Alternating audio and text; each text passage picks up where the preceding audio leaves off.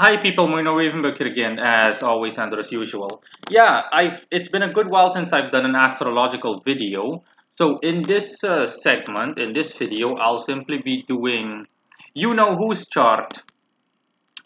This is going to be a throwback to natal astrology. It's really been a good while since I've done it. I'm sorry, beg your pardon. It's been a good while since I've done so. So yeah, I'm going to do my quote unquote ex-fiance's chart. I managed to dig it up. And yeah, this will be quite interesting because this is also a very, very rare constellation. So yeah, let's get right down to it, okay? As you can see here, I blurred out her details for obvious reasons. Most people following me know who I'm referring to or who I'm referring to. So yeah, let's dive right in. This is not going to be long, okay? So yeah, let's begin. For starters, the ascendant is in Gemini, 20 degrees in Gemini. Stands for the fact that her daily life revolves around just that, daily life, just short distance travel, simply going about your day, so to speak. Not a lot to say there. Oh yeah, before I continue, again, people, you know what natal astrology is. This is essentially your God-given personality that almost always, that always, or at the very least, almost always aligns with the circumstances under which you were born as well as grow up. So essentially, this is God's will in relation to your life and the building blocks mentally that make up your personality.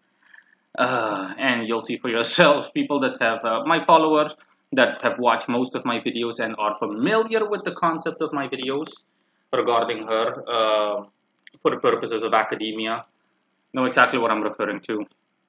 In any case, if you're interested in astrology or a reading of any kind, check the link in the description below or wait until the end screen, and that's essentially it for the store page regarding astrology.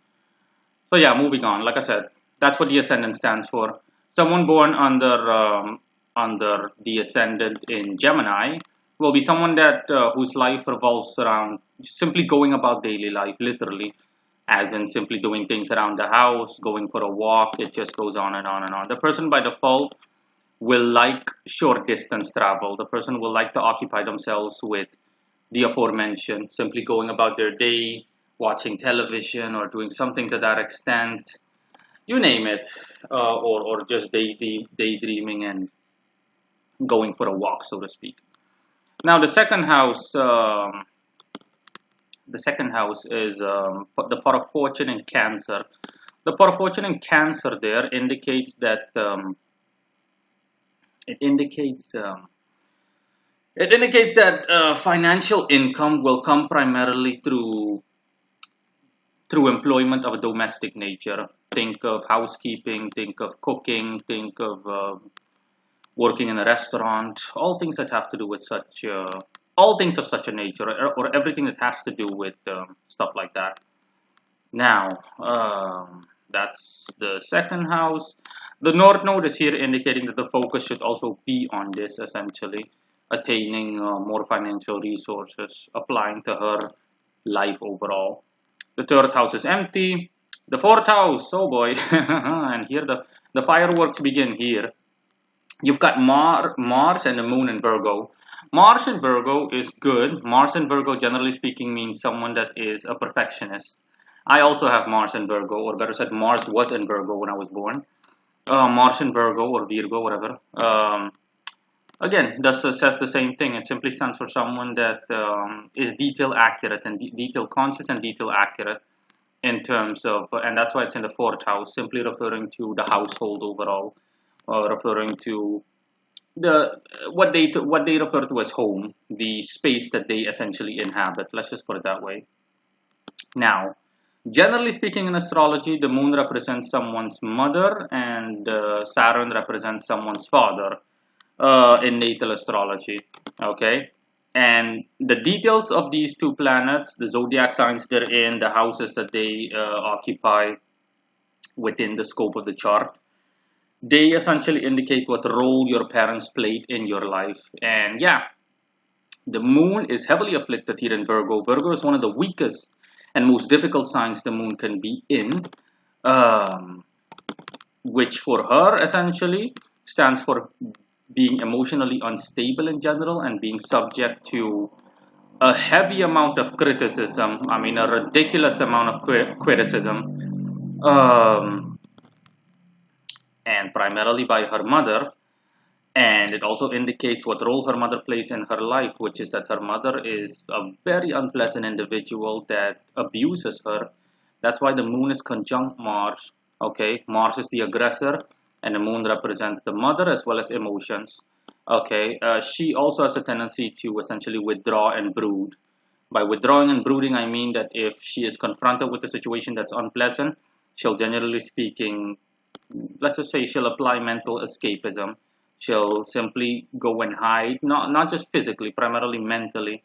She'll hide in the recesses of her mind, and she will essentially try to alienate herself or make herself quote unquote invisible. This applies to M, I mean, obviously. But yeah, this simply stands for the fact that the mother is the catalyst, literally and figuratively speaking, the catalyst, and the mother influences all aspects of life. So the mother is the one calling the shots in relation to her life. The mother decides what happens, when it happens, how it happens, to whatever or whichever extent it happens. And the mother essentially is possessive in a very unhealthy way mentally. The mother essentially views her as an inanimate object, only being there to be controlled and to be and to simply be done with whatever she desires in whatever way she desires.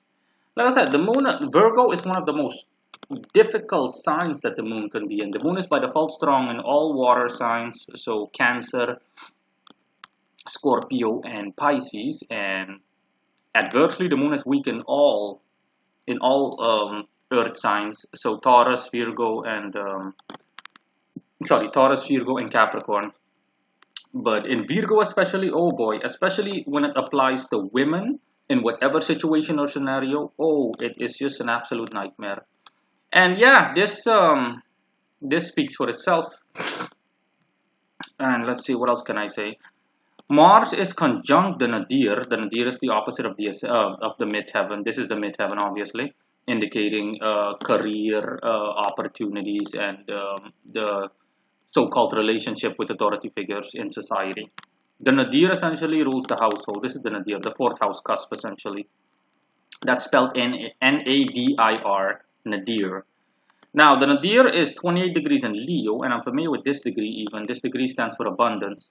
So the fact that Mars is here, so heavily afflicted because it's conjunct the heavily afflicted moon, Mars functions okay in Virgo, depending on the circumstances, and Mars is conjunct the Nadir, standing for the fact that there is a lot of strife within the household.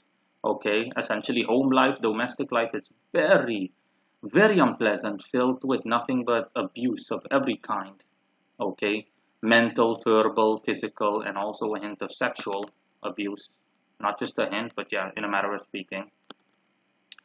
And yeah, what else can I say? Mars is also negatively aspected to both Jupiter as well as Saturn. Okay, standing essentially for being subject to nothing but dangerous circumstances, honestly. Just within the context of her chart, it simply stands for a shit ton, a shitload and shit ton of abuse. Also at the hands of her father. Uh, and since the father is male, it's primarily sexual. So in her case, the chart also indicates that she was not only abused by her mother, although primarily by her mother, since the moon is right here, but also by her father. Yeah, and the square with Jupiter indicates that it was all done essentially under the guise of wanting what's best for her and, so to speak, loving her. So her parents essentially told her or had a mentality along the lines of, we're doing this because we care about you, because we love you, blah, blah, blah. Essentially, gaslighting, honestly, and manipulation. Okay, anyways. The moon is also square Jupiter, which indicates the same thing, honestly. Again, it simply further solidifies what I said. Um, the moon is also sextile the pot of fortune, which indicates that the main source of income or a substantial source of income comes from her mother essentially. Her mother is essentially the main the benefactor, financial benefactor. So she quote unquote gets money from mommy primarily. That's her primary source of income in life in general. And yeah, that's pretty much it for. Let me see if I missed something.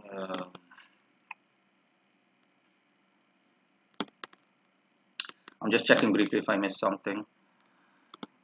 Um, oh yeah, the moon is also square thing. I'm seeing here the moon and Mars are also square Pluto.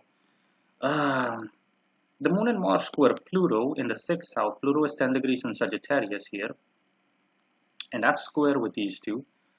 Indicates also a lot of strife at work. Essentially, an unpleasant working circumstances and conditions. Essentially, abuse at the hands of, for example, colleagues, people that you work with, essentially on the working floor. Um, and that's why Pluto is opposed Jupiter. They both mean one and the same thing essentially, or better said, Pluto being opposed Jupiter, or better said, Jupiter, sorry, being opposed Pluto in this context simply stands for the fact that how should I put this? That essentially these two they fill each other up, if you will. They're like extensions of one another. Jupiter being square with the Moon and Mars indicates, like I said, it indicates severe issues. Okay, um, to the point where there are serious mental issues and whatnot, and the abuse essentially triggers the abuse at home triggers the abuse and on the working place, or opens up a substantial gateway for being abused by a colleague or a co-worker, you name it, at work. That's what I was looking. That's the phrase I was looking for. Yeah, the one triggers the other and vice versa. Is there anything else? Uh, nothing worth mentioning really. The Mars is also. Let me see. Is Mars? No, Mars misses out on being sextile with the part of fortune by 1 degree. Um, yeah, that's essentially it. Moving on to the Sun. The Sun here in the fifth house in Libra. The Sun is afflicted in air signs. The Sun is strong in fire signs: Aries, Leo, and Sagittarius, and the Sun is adversely weak in air signs, despite the fact that ironically the Sun, elementally speaking, rules air. The Sun is weak in Gemini, Libra, and Aquarius. Now, the Sun is here conjunct the fifth house cusp and in the fifth house overall, indicating that there is a strong emphasis on cultivating relationships of a romantic nature. So she's essentially the romantic type, and the fact that Mercury and Venus are here also indicates that. She's the romantic type, and places a heavy emphasis on romance and potentially child wishes. Now, the Sun is trine, is positively aspected Jupiter here, um, which essentially stands for thought processes also being of the aforementioned nature. A lot of thinking on a day-to-day basis, daydreaming is done about the stuff I mentioned regarding romance. And it's also trine Saturn, positively aspected Saturn. Saturn is going retrograde, so heavily afflicted Saturn. So again, this only stands for the so-called bond with her father. Um, Based on the fact that Saturn is in the 12th house and Saturn is going retrograde, stands for the fact that the father is either absent, or he is absent from her life. He was absent from an early age on, or at some point in life. Um, and or he keeps himself in the background. Essentially, he does not play any involving role in her life whatsoever. Okay, so essentially the father skipped out when she was a child. That's what the chart more or less says. Um, Bottom line is that he skipped out, and if he didn't skip out, he's simply keeping himself to the background to the point where he might as well be non-existent. And yeah, for the rest, this is also not good. Okay, this only further solidifies the and further supports the earlier placement of Mars and the Moon, indicating abuse, sexual abuse primarily. But the problem is that, or advocating sexual abuse in such a way, and it's under the guise of romance. Let me be blunt here, okay? Essentially, let's just say that provided that her father abused her sexually, which is highly likely, um, her father essentially did it under the guise of loving her and saying, "Hey, it's going to be our little secret, your daddy's little girl." Sick, twisted shit like that. That's why Saturn is going retrograde. This is one of the most fucked up placements to have. Okay, Saturn going retrograde in the 12th house. That's what it stands for. Yeah, what else can I say? That's essentially it. Let me see. Uh, oh yeah, Saturn is also positive. I mean, the Sun is also positively aspected Neptune. It's a perfect trine, honestly. Neptune is 3 degrees in Aquarius, going retrograde.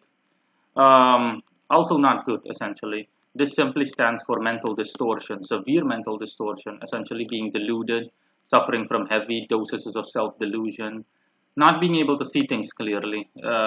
Converted to within the context of the fact that this is a woman, it stands for someone that essentially is not capable of telling the difference between a romantic relationship or essentially being taken advantage of in any kind of interaction. Um, and that's essentially it. Let me see if there's anything else regarding the sun. No, nothing else. Uh, the sun is also negatively aspected the eighth house and second house um, by proxy or just naturally. Yeah, nah. This, generally speaking, it does not bode well. It stands for being taken advantage of by by an employer, for example, or someone that finds themselves in an authoritarian position. So it's essentially being taken advantage of by an employer, for example, by working minimum wage or less than minimum wage or working extra hours or essentially not receiving full benefits, stuff of that context. Um, and yeah, that's essentially it. Okay, moving on. Next up is Mercury. Mercury is in Libra in the fifth house, which again, it only further supports what I said regarding romance. Okay, there's a lot of thinking about romance and wanting a romantic partner and whatnot, and a lot of thinking revolves around that. Mercury is trine the ascendant. That's why it's a positive aspect, which again stands to the fact that there's a lot of daily thinking, a lot of freaking daydreaming, a lot of thoughts going through her head like 25 miles a second, honestly, in relation. And this is one of the things that it's in relation to romance and possible child wishes. It's also positively aspected the midheaven, which is 28 degrees in Aquarius, which stands for also thinking a good deal about attaining proper employership. Attaining proper or having access to proper career opportunities, I want to say, or attaining proper employment. So essentially thinking about getting a good job within the scope of her life as an adult or starting at working age, so basically 18 and up. Um, she desires or will desire a good job, essentially, a good stable job with a good stable source of income. Mercury is conjunct Venus, and Venus is in Scorpio. I'll get to that in a second. Mercury being conjunct and afflicted Venus, because Venus does not function well in Scorpio, especially not for women, stands for the fact that these two go hand in hand, honestly. So all the stuff I mentioned just now that Mercury signifies, um, Venus also plays a part in the sense that she also uses her so-called Venusian traits to, or she wants to use her Venusian traits to attain the aforementioned proper employership and whatnot. But I'll get to that in a second when I discuss Venus. Let me finish up with Mercury first. Mercury is also square the black moon. It's negatively aspected the black moon. Um, that, generally speaking, does also not bode well. It stands for being secretive and having skewed thoughts, if you will. So let's just say thoughts that are non-conventional and border on perversion. These thoughts could be of a sexual nature. They are of a sexual nature since Lilith is in the eighth house. Um, so yeah, think about homosexuality. Think about anything. Okay, so she has a slight hint of homosexual tendencies, and it just goes on and on and on. Okay, anything that deviates from the norm sexually. Um, Let me see if there's anything else. Yeah, Mercury is, I already said earlier that Mercury is trine the ascendant, and here you can tell or see that Mercury is also sextile the descendant, which is ruled by Sagittarius. This is the seventh house cusp, which stands for relationships of any nature, friendships, romantic relationships, you name it. And Mercury being sextile here and here being ruled by Sagittarius stands for the fact that she, generally speaking, is interested in uh, people of a foreign nature or which she perceives as foreign. Think of someone that she views as exotic, for example, someone that's the exact opposite of her, essentially, when it comes to background, as in, culture, heritage, stuff like that. Just an example. Since she is American, for example, by nature, let's just say she'd be interested in someone from Mexico, someone from Latin America. It just goes on. Um, and yeah, that's essentially it. This applies on every level, so that includes establishing relationships, with people. People she views as foreign. She's not so much interested in in quote unquote people like her. She's interested in people that are not like her, that are the exact opposite. Now, let me see if there's anything else. No, no, nothing else. Not a must.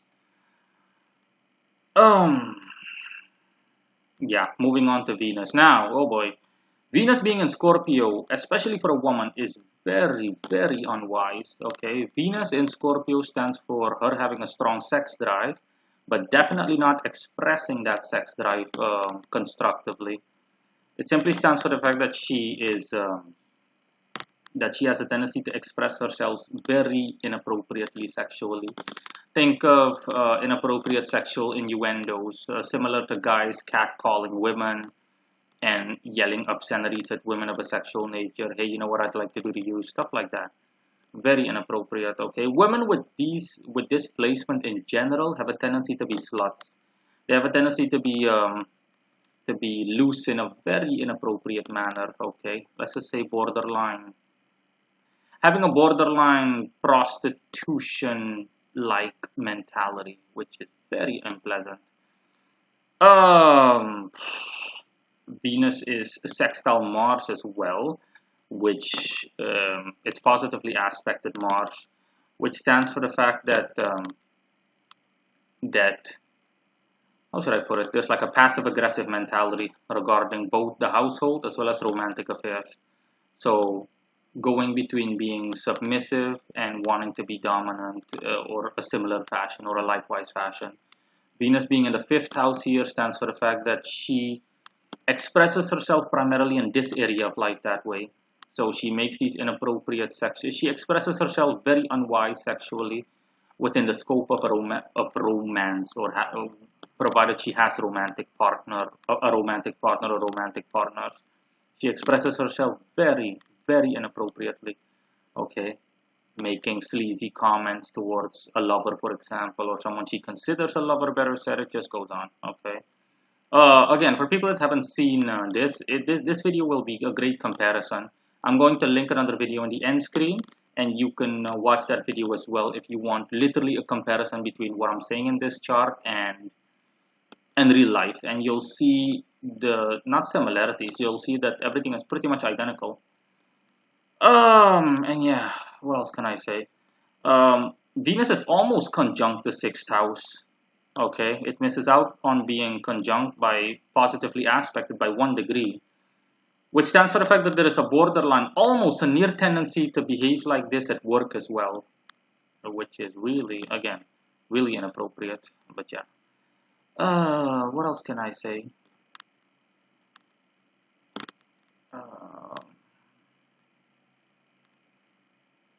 Let me see if there's anything else I might have missed. Oh yeah, sorry. Referring back earlier, right? Let me see. Um, Mercury as well as Venus are negatively aspected to Neptune. Both Mercury and Venus. In Mercury's case, the negative aspect to Neptune simply stands for mental instability. It stands for just absolute mental illness, okay? Having a very unstable mind, being scatterbrained, unorganized mentally, disoriented by default. It just goes on. And Venus here, Venus negatively aspected Neptune stands for the same thing that I said about Venus, expressing oneself inappropriately, okay? Essentially, sexual confusion. So in this context, the same thing that Mercury negatively aspected Lilith said, okay? Again, sexual deviance, homosexuality, stuff like that. Having homosexual tendencies, regardless of whether it be minor or major, having inappropriate sexual thoughts, okay?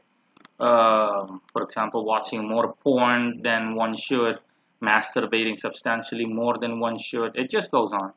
Anything that would be considered perverted or semi-perverted.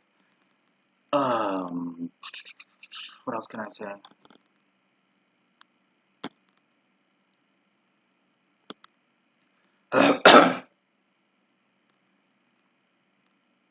I'm sorry.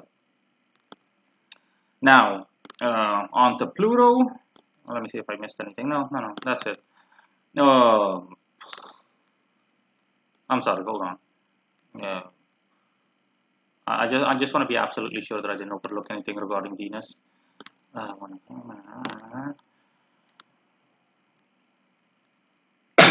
Hmm. Oh yeah, no, Venus is also positively aspected the midheaven, which stands for the fact that there is a desire to want to behave gracefully at work, but again, it's simply due to all the aforementioned factor, the mental instability, the delusions and everything. The same kind of perverted behavior, there is a tendency for that to be present at work as well, or to behave that way at work. Um, Let me see if there's anything else. No.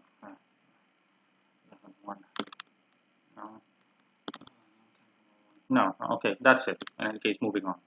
Pluto, 10 degrees in Sagittarius at work. I already said earlier what Pluto meant, generally speaking, in relation to the Mars and Moon, and I mean in relation to Mars and the Moon. Pluto being here stands for the fact that there is a tendency, since Sagittarius deals with the outdoors, there is a tendency to be involved in work of an outdoors nature. Think of a nature preserve, think of working in a zoo. There are tendencies that are like that, essentially working outdoors and fulfilling like a leadership role, a teacher-pupil role of some sort. That's why Pluto is conjunct Chiron as well, and Chiron is in the same sign. Sagittarius.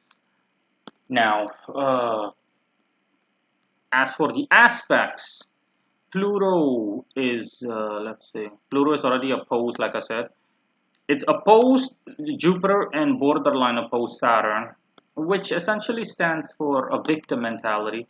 Being Pluto opposed Jupiter stands for an absolute lack of ambition and a lack of, and a lack of, it stands for a lack of ambition and a lack of how should I put it? A lack of having a backbone, honestly. An absolute lack of willpower. A lack or an inability to get things done. Um, Generally speaking, Pluto functions well in Sagittarius. And that's what the opposition with Jupiter means, okay? A conjunction would, for example, would mean the opposite. Someone that has Pluto and Jupiter next to each other would be someone that has a tremendous amount of willpower and is capable of executing things. So in her case, it means the exact opposite, okay? An absolute lack of willpower and just outright laziness and being morally corrupt up to a certain extent. I mean, just essentially being lazy and unappreciative, not knowing what moral values are, or having little grasp of moral values, and lacking any kind of willpower that can be converted into ambition, or that can be applied to being ambitious, and it just goes on and on and on. Um, and well, it's not opposed Saturn. There's a difference, a very minor difference of only a degree or two.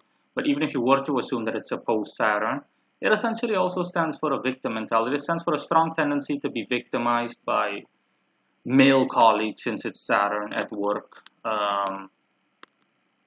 And yeah, that's essentially it. Um, Again, watch the videos at the end screen, if you will, so that you can make a direct reference if you're not familiar with the so-called story already. And you'll see how everything perfectly lines up, or at the very least near perfectly aligns. Um, yeah, moving on in any case. I don't see anything else regarding Pluto. Let me see. Oh yeah, no, there is a Pluto is positively aspected to the third house. The third house being in Leo, which stands for the fact that, like I said, there is an interest in, there is a drive in regards to daily life and undertaking daily activities. Okay, especially regarding the outdoors, since Pluto is in Sagittarius. Think about going for a walk, going to the park, going to any place where nature is present in at the very least up to a minor extent, and going on safari, going to the zoo, you name it, stuff like that. Um, Let me see what else. No, that's really it. I want to be thorough. No, that's essentially it. Now, next up is Lilith in Capricorn. Earlier I already discussed what Lilith is in relation to Mercury and Venus. Lilith in Capricorn, this is the weakest sign Lilith can be in. The black moon is at its weakest, just like the regular moon, it's at its weakest in earth signs. And oh boy, Capricorn is the weakest sign it can be in, since the strongest sign is Cancer. The moon, again, for people that are unfamiliar with Lilith, the black moon simply stands for hidden and obscured emotions rather than open emotions, which the normal moon conveys. The regular moon simply stands for open emotions, emotions that are visible to the world, to everything and everyone in general, or emotions that are not hidden. Whereas the black moon simply stands for hidden emotions, the exact opposite, emotions that are obscure and emotions that cannot be perceived by the world at superficial glance. And yeah, Lilith there, here, stands for essentially the same thing that Venus and Mercury indicated, sexual perversion, but a tendency to either dominate or be dominated sexually, having a tendency or a desire to either dominate or want to be dominated sexually. It's like I said, it's borderline sexual deviance. What I said earlier about dominating or enjoying being dominated, there is nothing wrong with that, of course, at superficial level, but not if you combine it with everything else that Mercury and Venus said and whatnot. No, no, no, no, no. That only further supports the whole concept of sexual deviance and sexual abnormality, if you will. Um, now, now moving on to these two, Neptune and Uranus, both are going retrograde. Oh boy, so much fun. I do need to specify this is the first time that I've seen someone being born under such a constellation, and definitely not in a good way.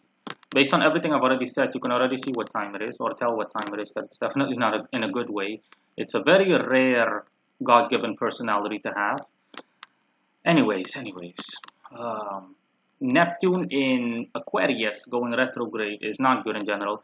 This stands for mental feebleness, being mentally feeble. For people that don't know what feeble means, no offense. For people that don't know what feeble means, it simply means weak.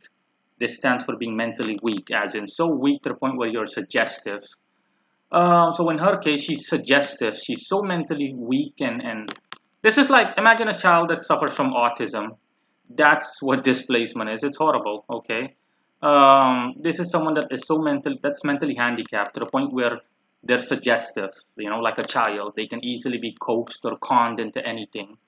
So you can easily just take advantage of them. You can literally do with them whatever you want. It just goes on, okay? You just, they're highly easy to abuse. They're highly prone to abuse because they're so vulnerable uh, due to the aforementioned. This simply stands for mental handicap, being mentally handicapped. Honestly, mental illness, straight up. Let me see. Neptune. I already covered the aspects, with the exception of Saturn and Jupiter. Neptune is positively aspected, both Saturn as well as Jupiter, indicating that these two, all these three, they trigger one another. They all work together. Neptune square Saturn. I mean, Neptune being positively aspected to Saturn, but Saturn also being heavily afflicted, stands for the fact that it's just outright mental illness. Okay, just being straight up mentally ill. Think of psychosis. Think of insanity. Just think of everything that you can think of. Honestly. Um, it just goes on. Okay. Um, and since Saturn is in the 12th house, it stands for institutionalization as a result of said insanity. Um, Again, I need to emphasize all the planets that have to do with mental illness are all so heavily afflicted. They're all going retrograde, which means that this is not just any regular form of insanity. This is like supernova insanity. This is someone that is so seriously mentally disturbed that that they exceed every potential margin. Okay, this is someone that this is like straitjacket insanity. This is just straitjacket padded cell levels of insanity. So having a natural, she has a natural inclination towards insanity, towards being mentally disturbed. Yeah. Let me see what else is there. And yeah, Neptune also positively aspected Jupiter, means that there is simply a shit ton of insanity. There's a lot on a day-to-day basis. There are a lot of insane thoughts going through her mind. There is a lot of just outright insanity present. There are a lot of symptoms of insanity, if you will, in terms of behavioral symptoms. Just there's a lot of abnormal behavior, just outright abnormal behavior. Um, Now, Uranus in Aquarius going retrograde. Um, Uranus in Aquarius going retrograde. This, oh boy, this is also heavily afflicted because Uranus is at its strongest in Aquarius, but since it's going retrograde, oh, it's super duper afflicted. It simply stands for extreme bipolarness. Uranus is the planet that deals with erratic behavior.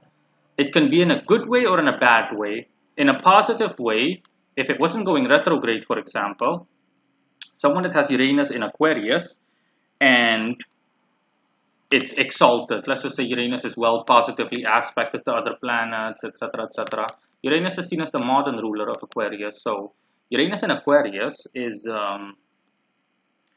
Uranus. Someone that has Uranus in Aquarius has like borderline genius levels of genius. This is someone that this is like a placement that inventors have. Think of Albert Einstein, etc. I'm not saying that he had those placements or he had this placement, Uranus in Aquarius. I'm simply saying, okay, people have like almost that level of genius about them. They get sudden flashes of inspiration, literally out of nowhere. They'll go like eureka, and the metaphorical light bulb will pop up over their head or light up over their head, and they can do this and that, and it just goes on and on and on. Okay. Um, but yeah, in her case, it's the exact opposite. So not only is there an absolute lack of brilliance whatsoever, this simply emphasizes this literally this degree. I mean, this placement emphasizes extreme bipolarness, heavy mood swings, heavy levels of irritability. Okay, as in becoming irritated, irritability. Oh, that fuck, stupid tongue twister. Becoming irritated. Okay, a strong notion to suffer from irritability and. And just severe mood swings that go from 0 to 100 and then back to 0 and then back to 100. Just bipolarness at its finest extent, or yeah, at its lowest level, better said. Um, Uranus is also positively aspected the ascendant, but that doesn't really stand for anything because Uranus is afflicted. It just stands for the same thing. Oh yeah, Uranus here also stands for the fact that there is a lot of displacement. Okay, someone that has Uranus like this, heavily afflicted Uranus, and it is aspected to the first house, the house that represents them and their life overall, stands for the fact that, or at the very least, the beginning part of their life, like the first 20 to 25 years, it stands for displacement. It stands for moving around a lot, having like a nomadic thingy going about you, a nomadic, or having heavy, or being subject to heavy nomadic tendencies. There's a lot of moving around, a lot of this, a lot of that, not staying in one place too long, ever. Um Now, let me see what else. No, that's it. I don't see anything else. I didn't miss anything else, I think. Um, oh yeah, Uranus is also aspected to the seventh house, which stands for very unstable relationships. I mean, every kind of relationships, friendships, being BFFs with someone, romantic relationships, business relationships, any bond that you have with anybody. Okay, in her case, yeah, Uranus being so heavily afflicted, being aspected to the seventh house stands for the fact that there, there is a very unstable bond with anybody that she has a bond with, if anybody. So barely any friends, if any. Okay, no friends, no one to talk to, no one to interact with, and even if there is an interaction with someone, it will be of an unstable nature because of primarily her personality. Okay, there is no, she literally does not have the capability to cultivate long-term relationships, as in, being friends with someone, like being besties with someone for years on end. No, no. It's simply like a freaking coming and going. If she is friends with someone, then it barely lasts for maybe days or a month at longest, and then it's game over for whatever reason. But generally speaking, it will be her personality. Almost always, she will be the one at fault due to this level of instability, this kind of unstable behavior. And yeah, what else can I say? Um,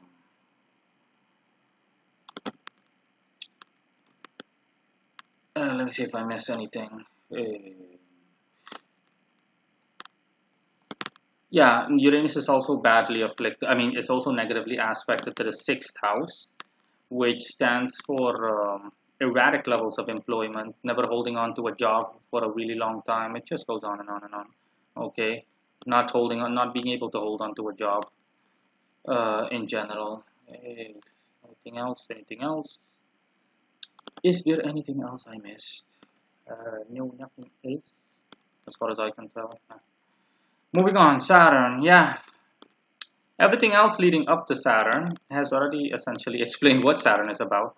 Saturn in Gemini is neutral. It's not a Saturn in Gemini is not really a bad thing, but Saturn going retrograde in the 12th house is horrible, honestly. The worst house Saturn, one of the worst houses Saturn can be in, and Saturn going retrograde, making it heavily afflicted.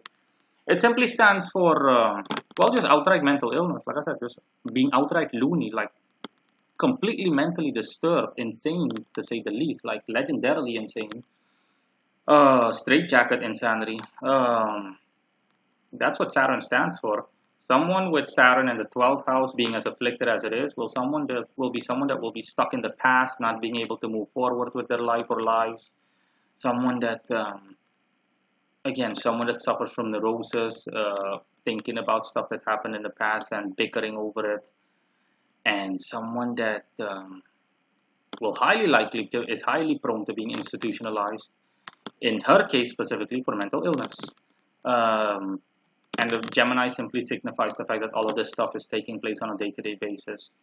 So, mental illness and whatnot, all of that stuff takes place on a day-to-day basis. The insanity takes place on a day-to-day basis in day-to-day life.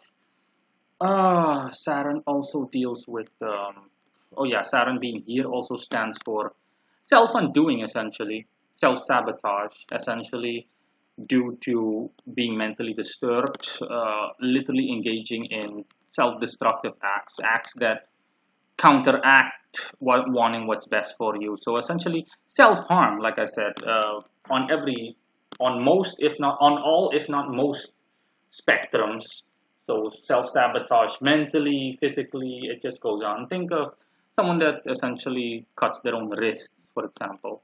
It's just an example, okay? She doesn't necessarily have to do so, but someone that is prone to doing so is someone like this. Someone engages in self-harm due to the outright insanity. Um,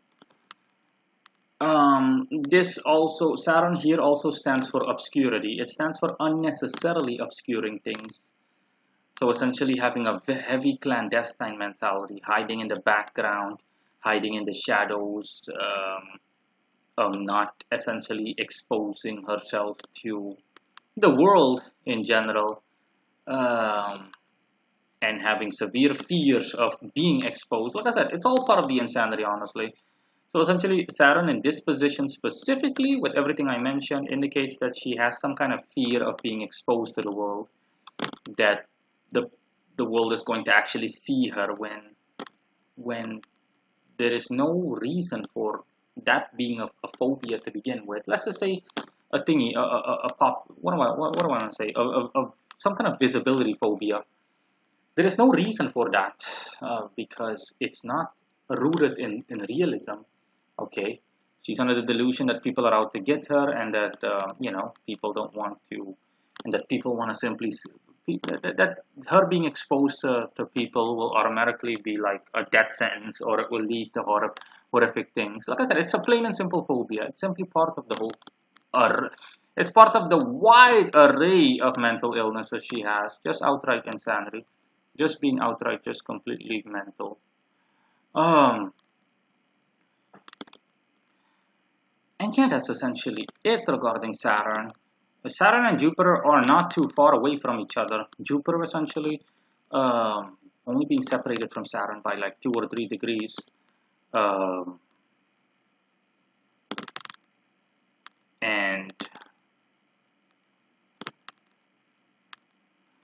um,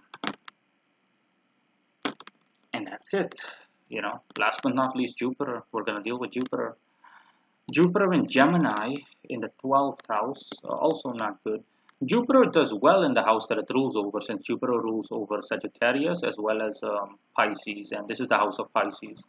So Jupiter here is not so much an issue, but Jupiter is in one of the weakest signs it can be in Gemini. Couple that with the opposition to Pluto and the other negative aspects, and yeah, you've got yourself a ball, so to speak. In any case, Jupiter in Gemini simply stands for all the stuff that I said regarding Saturn, the clandestinity, the insanity, all of it. But it takes place a lot on a day-to-day basis. There is a lot of it, a lot. So Jupiter essentially says there is a lot of insanity, there is a lot of institutionalization, there are a lot of literally crazy thoughts, there is a lot of hiding behind the scenes and simply going about day-to-day life behind the scenes. There is a lot of doing stupid stuff that no one cares about on a mundane level and then obscuring it unjustly, or obscuring it in an illogical way because no one really cares. It's not something that is prone to compromise. Nothing. And yeah, that's essentially it. Let me see if I missed anything. Uh, yeah, no, not really. If there are any things, of course, there is always more information, but that would require like really going in detail. This is simply a summary of, like I said, I literally just read this on the go. This is simply a summary. Um, so yeah, I'm gonna leave it at that. That's essentially it in any case. Have a good one, guys. Let me know if you have any thoughts, and I'll see you guys until next time. Bye.